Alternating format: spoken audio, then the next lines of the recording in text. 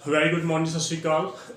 Indian penal code के regarding आज हम डिस्कस करेंगे section 264 up to section 267। Basically ये जो सेक्शन है वो डील कर रहे हैं वेट के अकॉर्डिंग की कोई अगर ताल कोई चीज तोल रहा है, जहाँ कोई मेजर कर रहा है, तो अगर वो फॉल्स है, हम लोग नॉर्मली शॉप्स में जाते हैं, कॉम्प्लेक्स में जाते हैं, लाइक सपोज मुझे चीनी खरीदनी है, शुगर खरीदनी है, तो मैं मार्केट में जाऊँगा, वहाँ पर लिखा है 1 kg, बट एक्चुअल में जब उसका वेट होगा, अगर वो वेट 800 ग्राम का है, तो डेफिनेटली मुझे 200 ग्राम शुगर कम मिल रही है।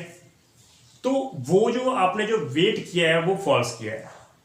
तो वो जो इंस्ट्रूमेंट है, जिस इंस्ट्रूमेंट से आपने वो यूज किया है, वो भी एक ऑफेंस माना जाएगा। तो जो सेक्शन जो 264 और सेक्शन 267 है, वो सिर्फ इसी के साथ डील करे कि नेचुरली अगर हमें वेट करना है, वेट करके किसी चीज को सेल करने लगे, मैंने सेल्स ऑफ गुड एक्ट में किया था कि जब डिलीवरी हमने करनी है किसी चीज को, जब तक वो जो सब्जेक्ट है, वो गुड्स है, वो डिलीवर देने के लिए रेडी नहीं हो जाते, तो डेफिनेटली तब तक वो जो रिस्क है वो सेलर का होगा, राइट। अभी सेलर ने उसको वेट करना है, उसकी मेजरमेंट करनी है, उसको तोलना है, उसकी लेंथ को मापना है, तो अभी वो काम सेलर का पड़ा है। जब वो काम कर देगा और उसको जो है बायर को कह देगा कि हाँ भी आपका जो सामान है, वो गुड्स है, वो रेडी है, आप इसको ले जाके चले जाओ, तो वो बायर के रिस्क पे आ जाएगा, राइट। तो ये था सेल्स ऑफ गुड के रिगार्डिंग। बट यहां पर हम लोग बात करें ऑफेंस की इंडियन पैनल कोड में, तो यहां पर हम बात करें fraudulent use of false instrument for weighing. कोई भी अगर इंस्ट्रूमेंट की बात करें, लाइक एक कंप्यूटराइज वेइंग मशीन है, जो यूजुअली अभी हम लोग कहते हैं कि नेचुरली जो हर शॉप्स में अवेलेबल है, उसमें जो है वो उसके ऊपर जो उस गुड्स को तोला जाता है। आपने चीनी लेनी तो उस पर ऊपर रख के वो तोला जाता है, वहां पर automatically it's a computerise weighing machine, तो वो ऊपर लिखा आता है कि 800 ग्राम 1 kg जो भी है।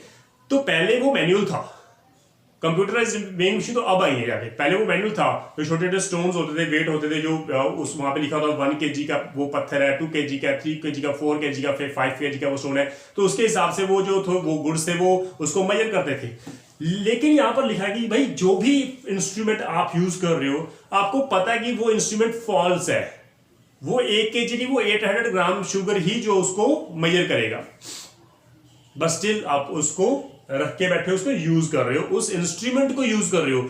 So using an instrument is an offence, it is offence under section 264। सिर्फ उस इंस्ट्रूमेंट को यूज करना इज ऑफेंस है।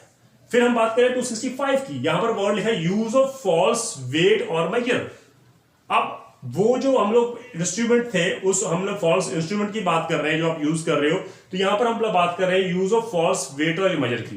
तो थोड़ा सा फर्क है, हालांकि जो 264 की जो है एक्सटेंशन है 265, और यहाँ पर हम लोग बात करें यूज ऑफ, लाइक जो मैंने पहले एग्जांपल दिया था कि जो वहां पर लिखा हुआ है, ऊपर करेक्टली लिखा हुआ है कि वो 1 kg का है जो स्टोन है, आपको 1 kg, क्योंकि मैनुअल है सिस्टम, तो वहां पर रखा हुआ है मैनुअली, आपके ऊपर जो है आपने एक तरफ शुगर रख लिया और दूसरी तरफ वो जो वेट करने का जो वो स्टोन पत्थर था वो रख दिया 1 kg का, जिसको हम पंजाबी में वट्टा भी कहते हैं। तो वो जो रख दिया आपने 1 kg का, बट एक्चुअली आपको पता है कि वो 800 ग्राम का है, आप उसको यूज कर रहे हो ताकि 200 ग्राम कम आपको उसको शुगर देना पड़े, तो वो ऑफेंस है 265 में। इसमें केस हुआ था Bansidhar versus state of Rajasthan का।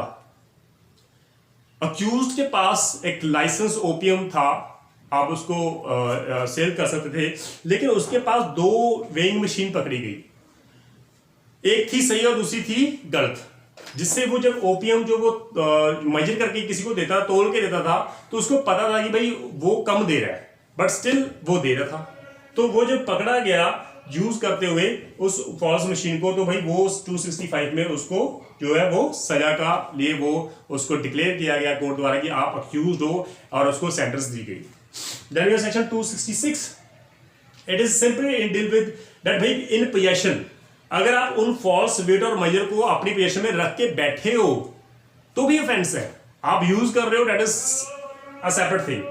बट आपकी पोजीशन में अगर वो पकड़े गए, वो पाया गया आपकी पोजीशन में, उसको जो पुलिस द्वारा वो रिकवर किया गया उन मेजरमेंट को, उनको वेट को, तो भाई ये भी ऑफेंस है।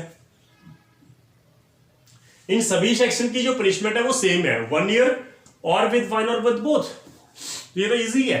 देन हम सब बात करें 267 की, और यहां पर लिखा है मेकिंग और सेलिंग फॉल्स वेइंग और मेजरमेंट मशीन्स। अगर आप आपको जानबूझकर इंटेंशनली आप उसको बना रहे हो या सेल कर रहे हो फॉल्स वेइंग मशीन को या फॉल्स वेट को, आपको पता है ये 1 kg का वेट नहीं है, वो 800 kg का, स्टिल आप उसको सेल कर रहे हो ताकि दूसरा शॉपकीपर वो भी उसको फायदा उठा सके। उसको आपने बताया या नहीं बताया that is different thing, but आप सेल कर रहे हो उस फॉल्स वेट और मेजर को, तो भी ये ऑफेंस माना जाएगा 267 के तहत। तो ये इंपॉर्टेंट था for pre point of view. Main में इसका कोई भी रोल नहीं है, ये मैं आपको पहले बोल रहा हूं। Main point of view this chapter is very, हम लोग कह रहे हैं इट इज अनइम्पॉर्टेंट। तो ये चैप्टर बेसिकली हम जो बात कर रहे थे, it is chapter 13 of the Indian penal code, जिसमें सिर्फ 4 सेक्शन का जो वो मेंशन किया गया था, बट दिस सेक्शन जो है वो सिर्फ डील कर रहा है वेट और मेजरमेंट के रिगार्डिंग। माप तोल करने वाली कोई भी चीज, लेंथ को मेजरमेंट करने की कोई भी चीज जो आपको पता है वो फॉल्स है, वो इस चैप्टर में फॉल करेगी, चैप्टर 13, और आपको सजा हो सकती है 1 ईयर और विद फाइन और विद बोथ हो सकती है। And these sections are important for pre point of, मैं आपको फिर से कह रहा हूं। तो in case of doubt please आप पूछ लेना, बट मुझे लगता है कि ये सेक्शंस बहुत इजी थे, कोई डाउट होना नहीं चाहिए। तो थैंक यू सो मच, सत श्री अकाल।